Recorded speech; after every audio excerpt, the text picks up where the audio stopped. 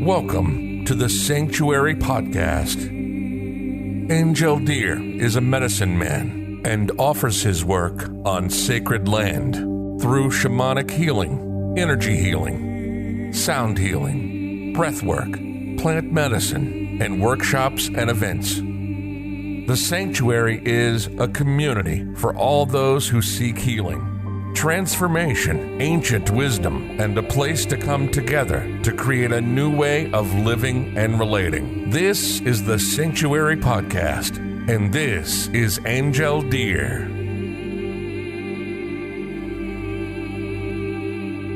Hello, and welcome back to Awakening, Sacred Sacraments and Expanded States of Consciousness as a Path to Enlightenment and Unity. I'm one of your hostesses, Megan Camille, and it's my pleasure to introduce you to our guest today, Angel Deer. Welcome, Angel. Hello, good to be here with you, Megan. We are so excited to have you on Awakening. And for those of you who aren't familiar, Angel is a mystic, medicine man, permaculturist, beekeeper, international speaker, and lover of all forms of life.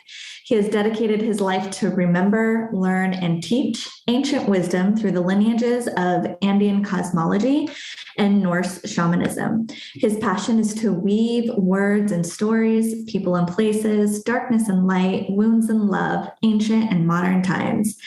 Deeply committed to the healing of this world, he is heartbrokenly inspired by our shared humanity. He likes to dwell in the adventurous space of not knowing, learning from his elders, and the mystery and magic of creation, and the never-ending inquiry into a spiritual way of life. He is often found on the land of the sanctuary, in awe of the connections of life, tending to the trees and animals, and praying for a world where relationships, community, and deep care for life is a reality. And I think so many of our listeners, and myself included, can really resonate with that powerful bio of really imagining a new earth where there is just love. So I'm so excited to dive into conversation with you. But before we get way into it, please share with us from your own words what got you started on such a profound spiritual journey. I guess, it was my own questions and my own pain, my own suffering, right? I was in a corporate career, I guess like many of us are often into, climbing the ladder, being quite successful at it, but really questioning, is this the meaning of my life? Or is this the meaning I want to give to my life? I think, some people might be very fulfilled by such career, but for me, it was not the case. I had this big question about love, pain, awakening, consciousness, God, the mystery, the creator, whatever word we want to use for it. And it felt like the direction I was going was not going to give me any answer. And also it felt like it was not really answering to the big question, which was how to be really happy in this life.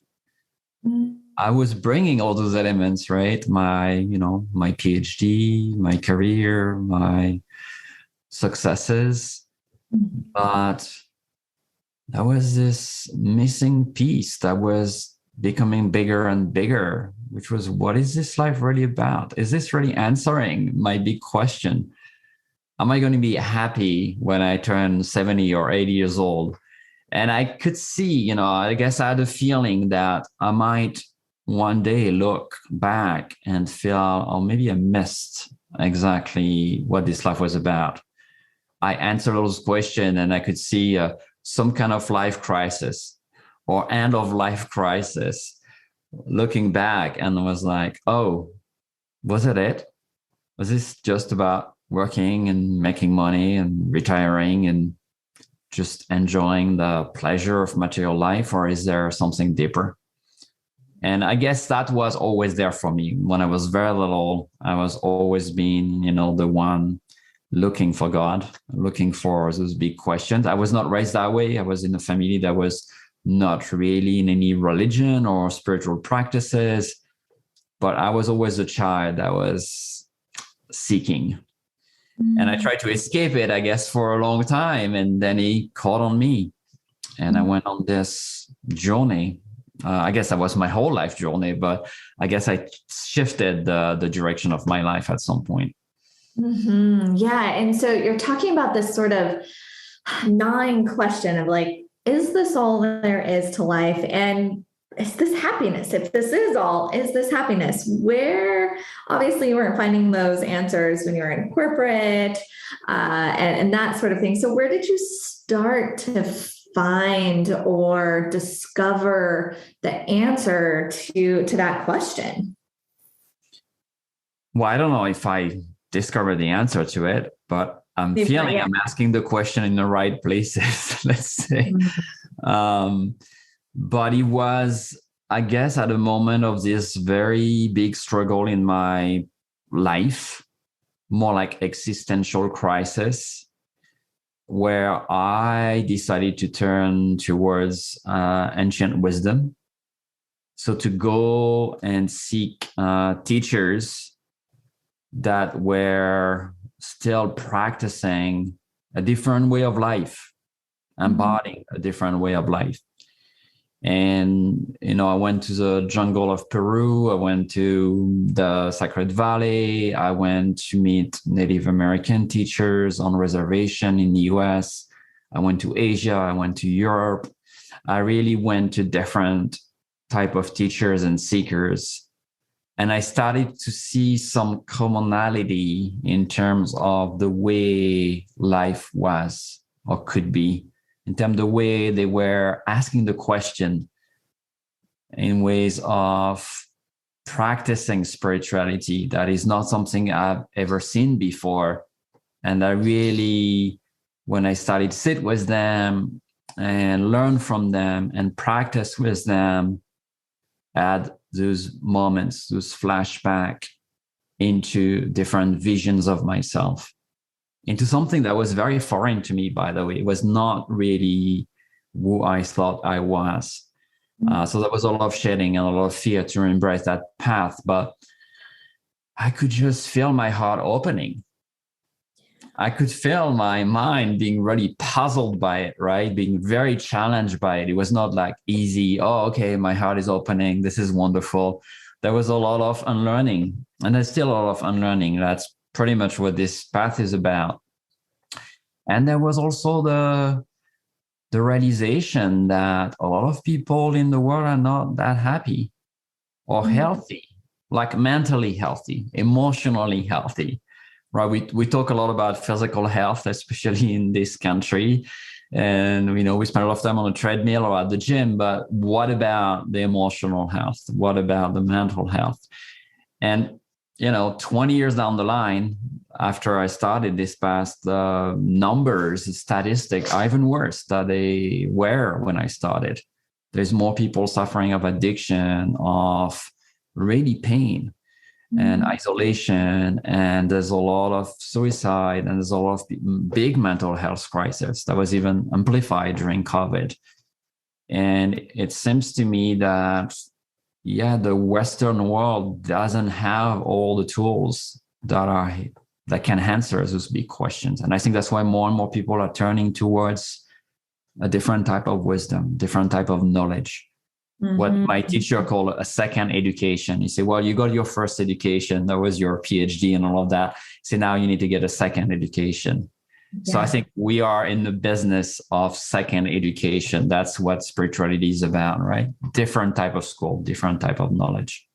So true. And I was just recently in the jungle of Colombia, and this particular shaman said, this is the University of the Jungle. This is where you learn here. And after coming out of those experiences, my thought was, I wish I would have done this before I had kids. Right. So never too late.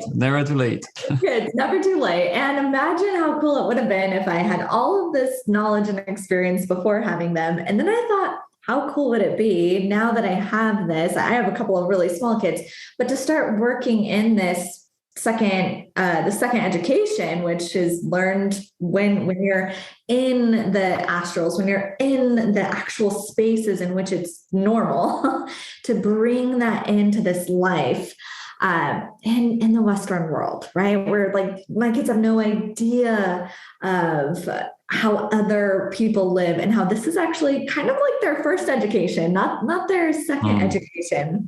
And you have the sanctuary. I'm curious what you do there that is maybe different than mainstream, that is different than how most people live. Yeah, I mean, I first want to bounce back on what you were saying, what's not normal or what's normal, right? Very often I guess the shamanic practices or that type of life is still as unorthodox, not normal. But in fact, I like to see it the other way. I think, is this normal to live the way we live in the modern life if it creates so much pain?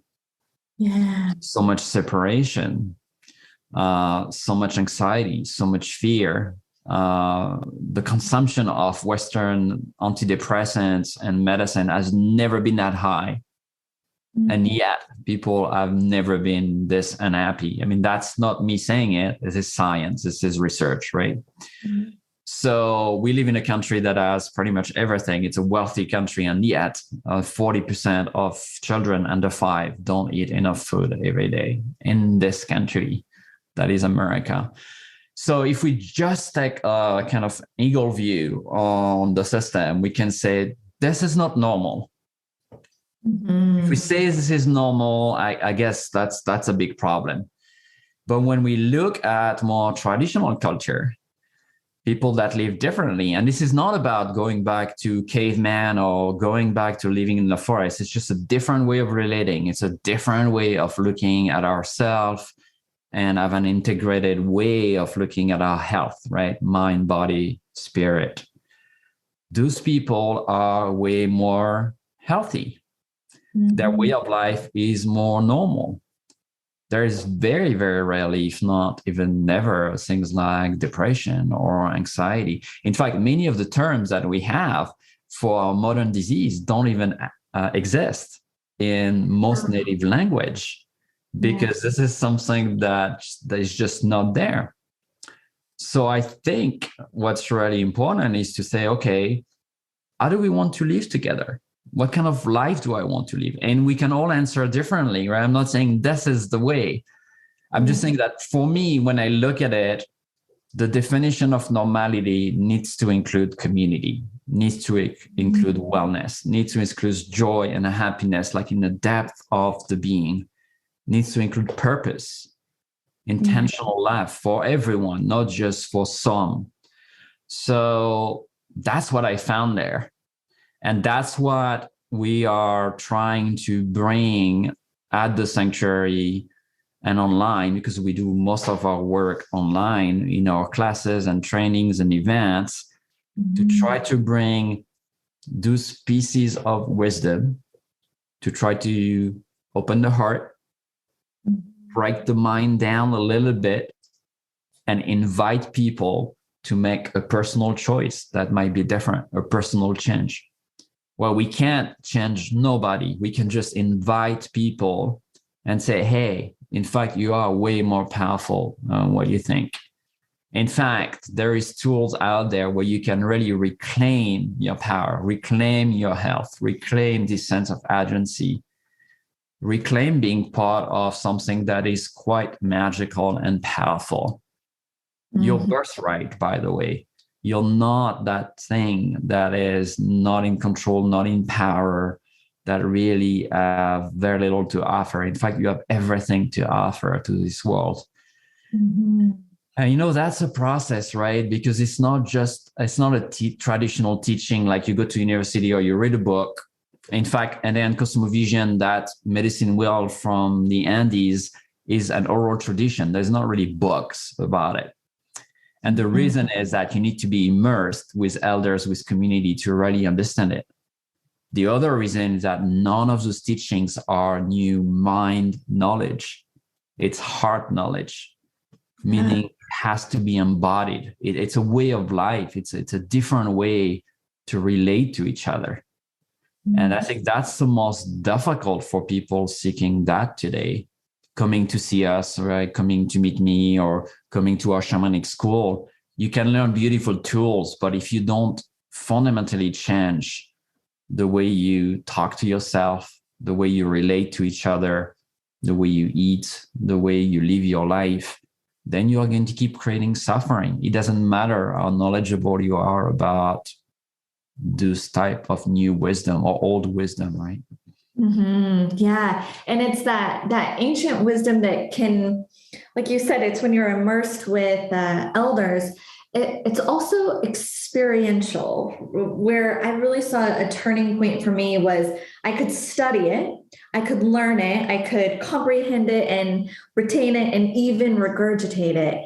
And when I actually could hold for not short amount of times these states of enlightenment, still, I can't maintain that, but I can get there for a moment. And then I come back and I realize, oh, there's a difference between the study and being able to remember it and then regurgitate it, and then the being it even for a short amount of time, right? Even for a short amount of time. And that is where I feel like that ancient knowledge can be more experiential, right? Like grasped versus reading in the textbook.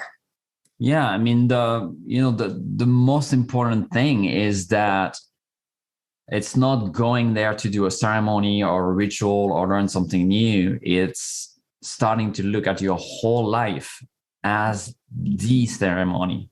The only ceremony you need to attend is your own life. This is very anchored in normal life, right? Going to school and paying your taxes and shopping and eating. And, this is your ceremony. And you have to look at that as the place that you need to make the changes and what's aligned, what's not, what creates suffering, separation, what creates connection, and make the changes there. I think it's very easy, I guess, in some ways to just go somewhere, right? And go through those practices and have an extraordinary experience, but then come back and really not making the necessary change. I think it might even create more suffering, right? Because you see even more what's misaligned in your life.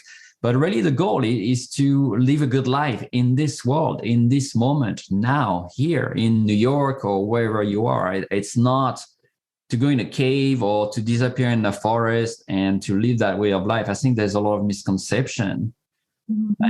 But then, yes, when you're back and you look at life as it is, maybe in this moment, you see more clearly what needs to be addressed, right? What is creating pain and suffering for yourself, for your family, for your whole community, for the world.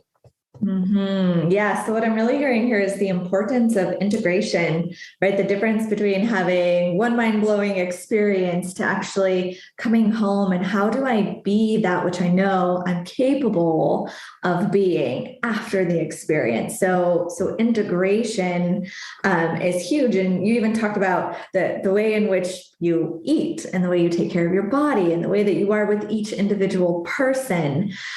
Do you have particular tips on how to integrate a new way of being? You're listening to the Sanctuary Podcast with Angel Deer. While you're listening, browse the website at www.thesanctuaryheal.com. Ooh, I don't know. I should maybe, it's a whole book here. I don't know if we have time. One of his favorites. No, I guess it's making choices that are more conscious, that have more intention in it. And what I mean by that, I don't really like the term of awakening because I think it's like this overused word. I think this work is about consciousness. So being aware of, being conscious of. So there are certain products that I buy that I know are going to potentially poison my body. There's certain products that I buy that I know potentially are creating suffering for the workers that made that product or even harvested it? Mm-hmm. Do I want, that's a question, to participate in that? Mm-hmm. Do I have another choice? What is it going to require for me to make another choice? But once you start seeing that, you cannot not be aware. It doesn't mean you always make the change, right? Sometimes the change are difficult. Sometimes you might even have the resources to do it. Sometimes there's not even an option to make a different choice. I'm thinking, I don't know, like your cell phone, right? We know they are pretty bad, the way they're made and how they're made and the resources they are using. But why you could say, okay, I don't want to use a cell phone because this is bad, but here I am on a computer. That's right. So sometimes there's not always a choice, but I think it's important to be aware of it, to understand that there is consequences to the way we live our lives, and then to take steps into the direction we want to be one day, maybe not tomorrow, maybe not immediately. So I think what's really important in terms of the best steps for me is to be very compassionate and kind with ourselves. Mm-hmm. Because if not, you can be in that very intense mind space of seeing everything negative. Everything has to be changed, right? Yeah. By the way, there might be some truth there. But we also need to live a good life, to, I think, experience joy and happiness in our life, to have pleasure and play, because I think the greatest change that are required in our world are going to ask us to have a really healthy body, meaning mind, meaning nervous system. And if we are constantly stressed or focusing too intensely at somehow changing something that's wrong with us and others, that's a death sentence. You know, we're going to be depressed. We're going to really collapse. So how do we do that to be that conscious and keep a light heart? Mm-hmm. How to see the brokenness of the world and still not be completely taken down by it? Mm-hmm. I don't know. It's a difficult daily dance, but that's really a dance, right? Where we have to partner with the world and we have to do the work, but also find joy. So that's what I try to do in my life. Do I always do that? No. Do I sometimes fuck it up beautifully? Yes, I do. Yeah. But I'm aware of it, right? I'm interested about the process of change. I'm interested about the process of consciousness, transforming our awareness of the world and each other. And most importantly, I'm interested about this very weird species that we are as human beings, that has this free will and free choice, and we can be the most loving or the most destroying animal that there is on the planet. This one animal is capable of so much beauty and so much horror. And I think we need to be aware of that about ourselves, right? Yeah. Because then we realize, okay, what kind of life do I want to live? Mm-hmm. By the way, I don't know if anything I do is going to change anything in the end, but right. Because I'm not doing it to change the world, by the way. I'm not doing it because I'm going to save the planet or save humanity. I think a lot of people in that work sometimes have those big ideas. I think we're like an ant. We're insignificant. I'm doing it because that's the way I want to live my life, because I think there's much beauty in living that way. And I think that is enough, right? Because I think that's the most important. And if it makes a difference, if it's a side effect of it, amazing. Yeah. But not bring my ego and thinking that somehow, you know, this is the way or the only way. I think it's really important to stay very much down to earth in terms of the way we practice and live that life. At least that's the way my elders and my teachers are living. You know, they're not here to somehow transcend their humanity or change the way people are. They are here to be good human beings. And I think that's the most important. Yeah.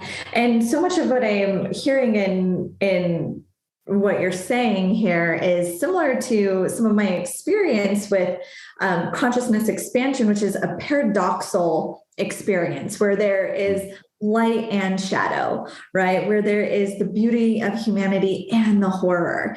And in my most expanded self, I see how I am both, right? That I am both, not that sometimes I can be this and sometimes I can be that, that if I can see it, I am it, right? And that free will, free choice, like you were talking about, the each individual conscious decision is what sets us on what path we decide to be today. Are we that in the beauty, or are we that in the horror today? Yeah, and I think you're very right. I think holding the opposites in one hand and on the other hand at the same time in the same moment, I think is the path. It's the middle way. It's what's called the red road. It's that path that is neither this or that. So can I hold that I am this body and I am this manifestation, and that in fact also I am not. I'm something much bigger, but not holding one or the other too tightly. Can I hold both at the same time? Can I hold the fact that I know and I don't know anything in the same breath? Can I hold the, like you said, the pain of the world and the things that are really heavy and the beauty of it in one breath, in just one instant, both of it together? And how do we find our center in that? How do we don't go crazy by holding two things that are very opposite? The mind can't grasp, by the way. The mind cannot do that. We have to be in our heart to do that. Yeah. And I love my enemy, like the Christ said, right? How do I do that? Something that's creating so much pain to me. Can I still bring love in it? Can I still have discernment and boundaries and still stay deeply connected and committed to the other person? Well-being. I think that's the challenge, and that's the beauty of it too. Yeah. And totally goes back to that question, like what would be the first step? Well, actually I've heard you say two now. So the slowing down and really being in that conscious choice, that conscious, even the step of, oh, I have a choice here is sometimes the next step from just unconsciously going through life. And then because this paradox of human life or a spiritual being having a human experience can we drop from the mind into the heart, is what I heard you say. Is the ego, the mind can't hold both, but the heart can. Yeah, can we hold those different reality at once? I mean, the core of shamanism, the core of those practices, either they are plant medicine or shamanic journeying or others, is to explore different reality, but not for the sake of that one reality, but for bringing the different perspective into one stream of consciousness. It's not about the underworld. I mean, we are very much in that direction at the moment because we've been spending thousands of years going up and trying to reach the sky. And now everything is about shadow work and depths and darkness and rooting. And that's great, but I think it's neither one or the other. Those states of transcendence that we can have through literally just breath work. We can have it through plant medicine. We can have it through drumming. They are showing us this reality from another perspective.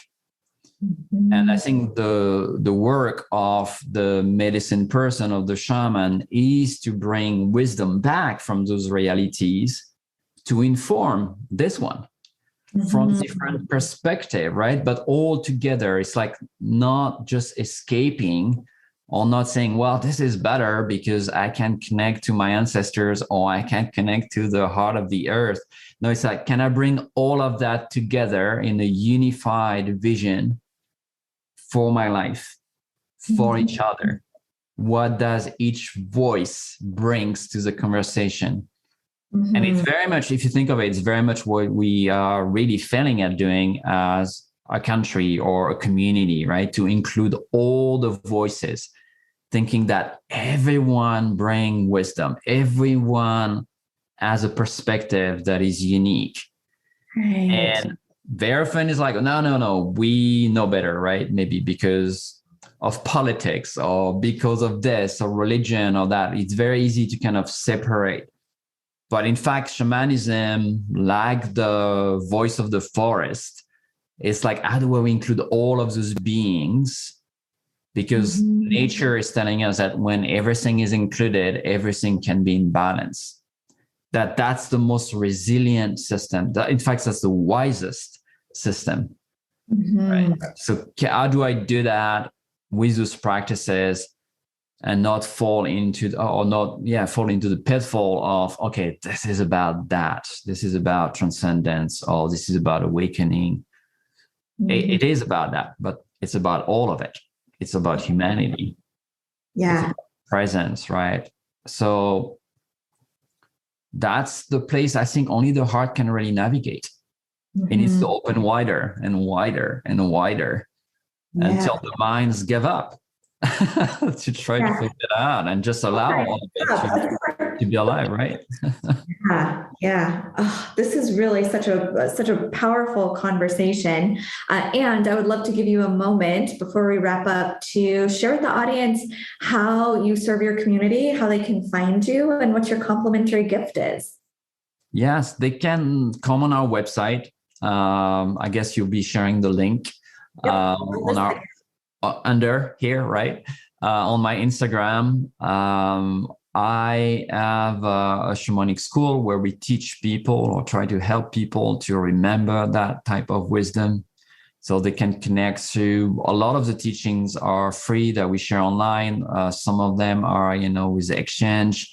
We do weekly shamanic breath work. We do a lot of different type of offering online or in person, so people can really enter that space, or maybe come with a big question and have their perspective so shifted that this question become irrelevant, but they have a much bigger question. That's always what I tell people. We're not giving answers. We're giving you a different question. Maybe that open the mind, right? That open the heart. Yeah. So we do retreats in person, online, and abroad in Peru. So yeah, people can check out all the things we are doing. And the gift is my morning practice. So years ago, people were asking me, okay, what do you do in the morning when you wake up? And so I wrote a little ebook about my morning practice. I wrote that a few years ago. It has probably changed quite a bit since then, but I think there's a lot of really good tips in it. And I know by experience that if you do that for 30 days, something big is going to shift. If you commit to that type of morning practice. So it's an invitation to change maybe your perspective about what's troubling you or someone else, or what you see in the mirror in the morning, and maybe have some support in your own process of inquiry and transformation. I love that. So Angel's free gift and his website will be below. I love the sound of your morning routine. I think a morning routine is so powerful. So I'm going to check that out as well. See if there's something I can add to my repertoire. And thank you so much, Angel, for being here. Thank you. Yeah, we're so excited to be having this conversation. And for everyone that joined us today, thank you so much. And we will see you next time on Awakening. Bye for now. You've been listening to the Sanctuary Podcast. Thank you so much for listening. Remember, we're a source of talks about spirituality, personal transformation, energy healing, shamanism, and earth-based practices. For more, visit thesanctuaryheal.com. On the website, you can find out about our events, our retreats, healing offering, our spiritual blog, and you can also register for the newsletter. Again, visit thesanctuaryheal.com. Till next time, this is the Sanctuary Podcast, and Angel Deer signing off.